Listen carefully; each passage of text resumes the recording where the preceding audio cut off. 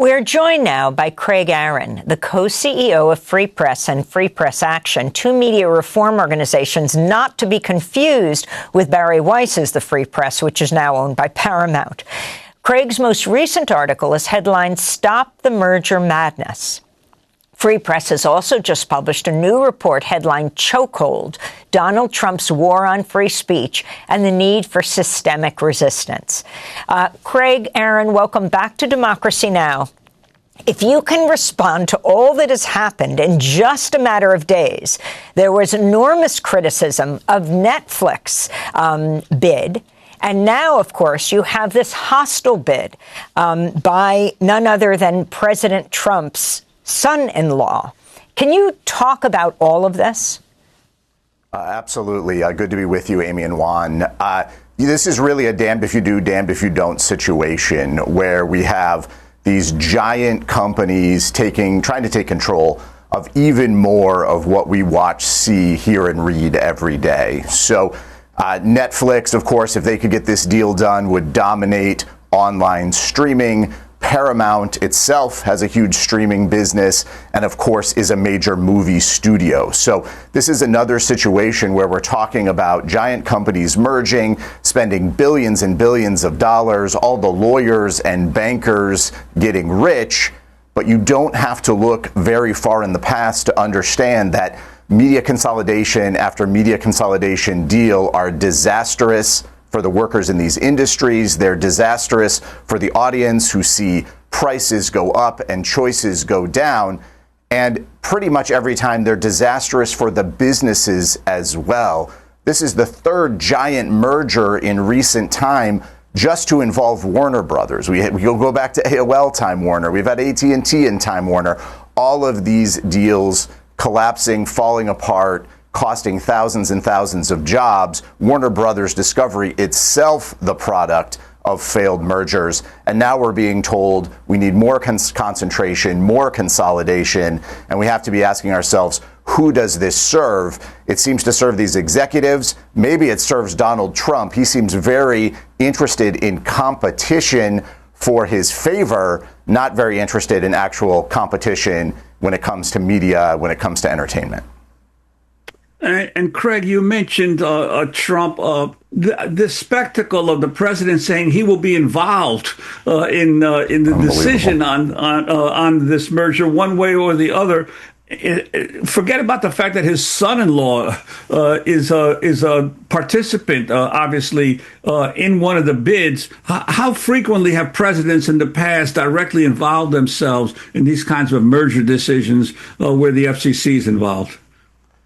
Well, certainly these are political fights, and so the White House might have a stake. They might have an interest in the outcome, but the idea that the president would be announcing that he's personally going to be involved, the idea that someone as close to the president as a member of his own family could be poised to benefit from a decision of the administration, this would be completely unthinkable. And even the way this whole decision is being made really does look like a mafia type situation, not anything that is recognizable in terms of policy making. Paramount and the Ellisons' entire argument for why they should be the company that wins this bidding war essentially boils down to Donald Trump likes us better. And they've been very clear in trying to win over Trump. That's why Jared Kushner's involved. They're trying to win over Trump. They're saying, we want to control CNN. We're going to make CNN better for you. Look what we've done at CBS, where we've muted 60 Minutes, where we've put Barry Weiss in charge of the news operation.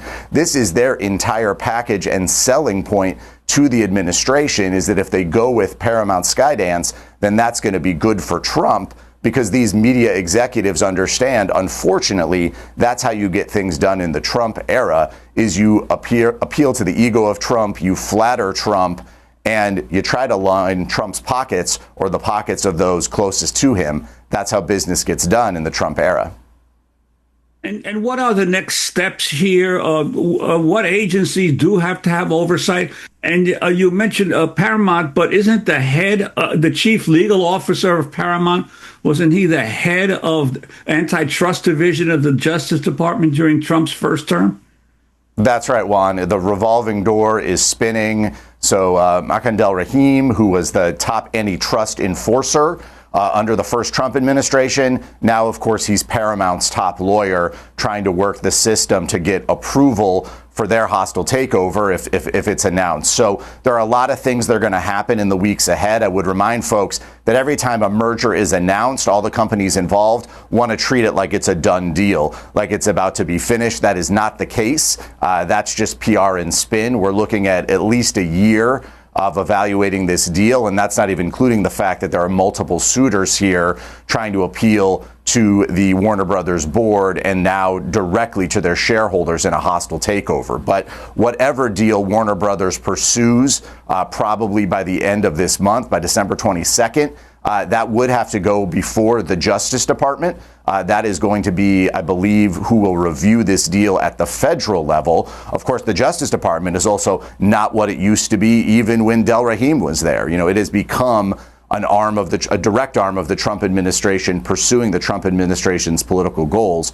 But if they actually follow the law, of course, they would have to scrutinize this deal. And really, looking at the basics there, there's no way a deal like this should even be considered. Now, it's not just the Justice Department that will look here. State attorneys general could have a role. That's very important. If you're the Attorney General of California or New York, you should have a lot of interest in what is going to happen to this huge industry that is such a big part of your state. And this is a big enough deal that European regulators and others around the world are also going to be scrutinizing it because it is such a ginormous multi-billion-dollar deal between these huge companies that, you know, really will reshape the entertainment industry as we know it.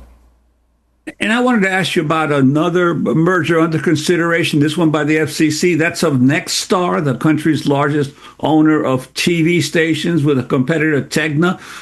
Tell us, Nexstar is pretty well known as a very conservative company, isn't it? That's right, and especially during the Trump administration. Nexstar has been collecting hundreds of television stations across the country in this wave of media consolidation. They are now going to the Federal Communications Commission and asking them to waive laws to actually overturn explicit instructions from Congress that limit the amount of television stations, the size of the audience one television chain can reach. They're trying to get that thrown out so they can take over Tegna. And they've done that again by appealing to the Trump administration, by promising to crack down on critical journalism, and by doing things like taking Jimmy Kimmel off the air. This was one of the companies, along with Sinclair Broadcasting, another very partisan broadcaster, that when the FCC chairman went on a podcast and started complaining about jokes Jimmy Kimmel was making about Charlie Kirk, it was Nexstar rushing to immediately yank him, pull him off the air while having this multi-billion-dollar deal before the FCC. So again, we have the media executives seeing that the way to get ahead in the Trump administration is appeal to Trump. We have the Trump administration abusing its power, really shaking down these companies, demanding loyalty, demanding they erase and eliminate their diversity and equity programs, and demanding that in some cases they pay off the administration through specious lawsuits, or maybe it's they offer big movie contracts to the president's wife or do favors for his son-in-law's equity firm. This is the way the Trump administration has been working. This is what they're pursuing to try to do a takeover of the media and make sure the mainstream dominant media is really only there to serve Trump. And you can see that in all of these deals. You know, over the weekend, Trump expressed skepticism of Netflix, but then when 60 Minutes interviewed Marjorie Taylor Greene, well, maybe he doesn't like CBS and Paramount so much anymore. This is the game they're playing. It's all about control and dominance and one narrative. And unfortunately, media executives in broadcast, in cable, in Hollywood, instead of fighting back against this infringement on free speech and freedom, have simply capitulated, hoping it will get their deals done. Craig Aaron, I want to thank you for being with us, co-CEO of Free Press and Free Press Action. We'll link to your new report titled Chokehold, Donald Trump's War on Free Speech and the Need for Systemic Resistance. His new article is headlined Stop the Merger Madness. We'll link to it at democracynow.org. Next up, outcry is growing